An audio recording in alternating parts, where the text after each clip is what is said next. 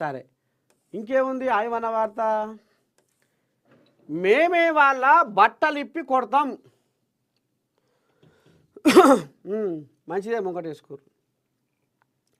తాగునీళ్ళు లేవు, సాగునీళ్ళు రావు, పచ్చని పంటలు ఎండుతున్నాయి, మిషను భగీరథతో ధూపదీర్చండి, కరెంటు కోతలతో ప్రజల అవస్థలు, రైసు మిల్లులు కూడా నడుస్తలేవు, సభలో కాంగ్రెసు ఎమ్మెల్యేల ఏకరువు, సర్కారు తీరుపై బీఆర్ఎస్ ఆగ్రహం, భూగర్భ జలం అడుగంటి నీటి ఎద్దడి, మండలిలో మంత్రి పొన్నం వెల్లడి. ఇక ఇప్పుడు మనము మేమే వాళ్ళ బట్టలు ఇప్పి కొడతాము అంటే జనాలు అంటున్నట్టుగా, రైతులు అంటున్నట్టుగా మేమే వాళ్ళ బట్టలు ఇప్పి కొడతాం అనేది ఇప్పుడు వీళ్ళు రాసుకొచ్చారు. సరే, ఇప్పుడు వీళ్ళ ముచ్చట వీళ్ళ కొంగుల్నే వేద్దాం, అంతేనా? ఇప్పుడు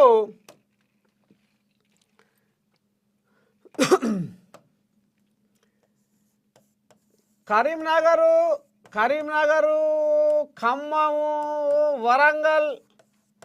ఖమ్మము, వరంగల్ ఏరియాలలో వెనుకటికి ముసుర్లు, తుఫాను, ఈ వడగాల్పులు, ఈదురుగాలు వచ్చి చెరుకు తోటలు, వరిసేన్లు, మామిడి తోటలు, రకరకాల పండ్ల తోటలు మొత్తం నీలమట్టం అయినాయి.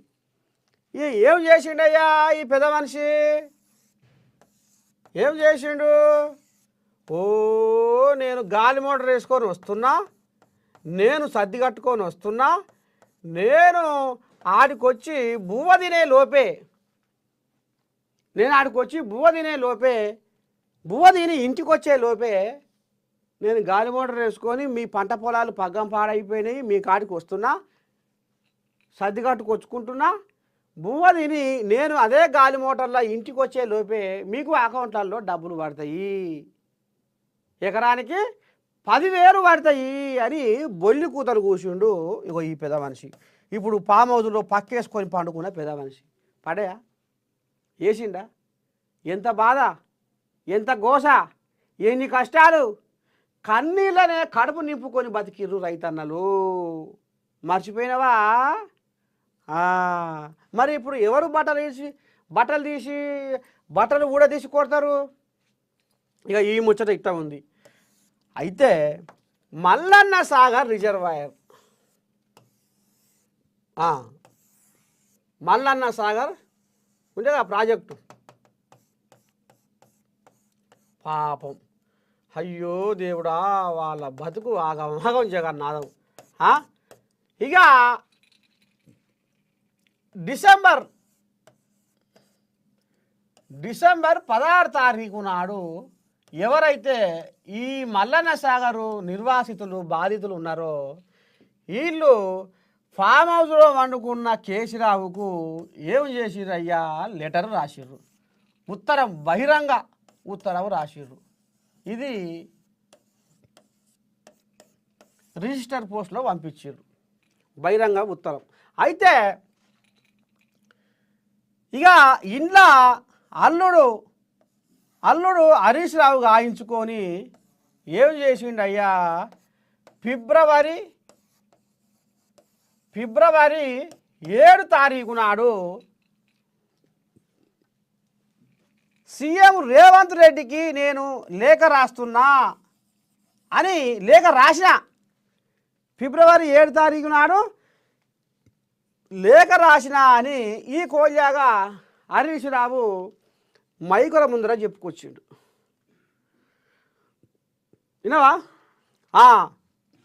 ఇక ఈ భాగవతం ఇట్లా నడుస్తుంది. మరి మల్లన్న సాగర్ ఎవరైతే ముంపు బాధితులు ఉన్నారో పాపం వాళ్ళు సర్వం కోల్పోయారు. అన్నవో రామచంద్ర అని చిప్ప పట్టుకునే కాడికి వచ్చింది వాళ్ళ కథ. ఏ గతంలో ఎన్నో పోరాటాలు, ఎన్నో ఉద్యమాలు, పోలీసులను ముసుగొల్పి వాళ్ళని ఏం చేసిరు? నక్క చేసిరు, వాళ్ళని తడక చేసిర్రు. ఈ స్టేషన్కు ఆ స్టేషన్కు కేసులు, అడ్డమైన కేసులు, వాళ్ళని మానసికంగా హింసపెట్టి ఒక్క బాధ కాదు, ఒక్క శర కాదు. ఇక మరి ఒకవేళ మా మల్లన్న సాగర్ ఎవరైతే ఉన్నారో బాధితులు, వాళ్లకు మాకు న్యాయం జరగకపోతే, మా సమస్యలు పట్టించుకోకపోతే మేమేం చేస్తాం?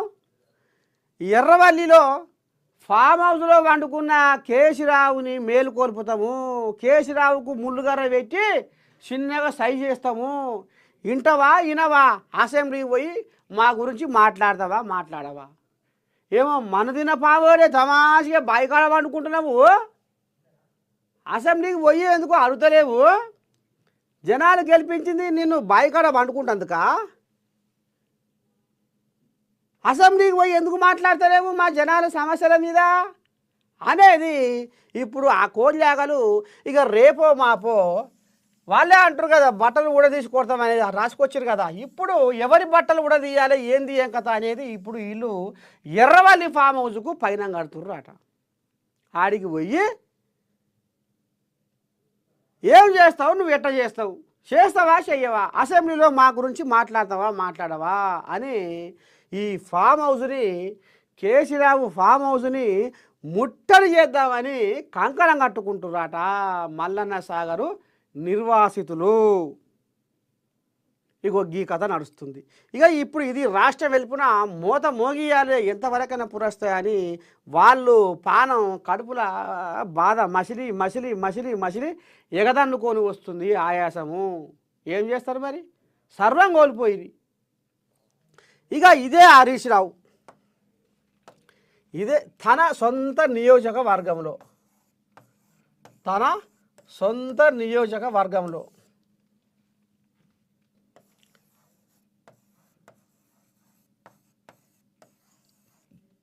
అంతగిరి అని ఒకటి,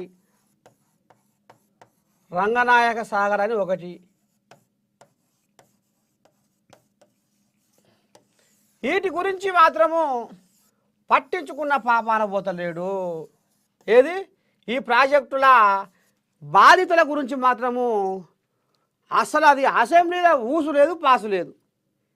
ఇటు మరి ముఖ్యమంత్రికి మల్లన్న సాగర్ నిర్వాసితుల గురించి నేను ముఖ్యమంత్రికి లేఖ రాసినా అని చెప్పిన మునగాడు మరి అసెంబ్లీలో ఎందుకు మాట్లాడతలేడు, ఆ రాగం ఎందుకు ఎత్తుకుంటలేడు, దాన్ని ఎందుకు కోలగా మీరు అంటే ఏదైతే ఈ మల్లన్న సాగరు వ్యవహారంలో కుంభకోణాలు, అవినీతి, మోసం, కుట్ర అంతా బయటపడుతుంది, నా ఇజ్జత్ పోతట్టుంది, నా ఇలువ పోతట్టుంది అని దాని మీద మాత్రము అసెంబ్లీలో ప్రస్తావన లేదు, ఊసే లేదు, పక్కేసి పండబెట్టి జోలపాట పాడుతుండు. కానీ అసెంబ్లీలో మాత్రము ఈ రాగం ఎత్తుకుంటలేడు. ఇగో గిది కథ, ఇలా ఉద్దారకం గిది.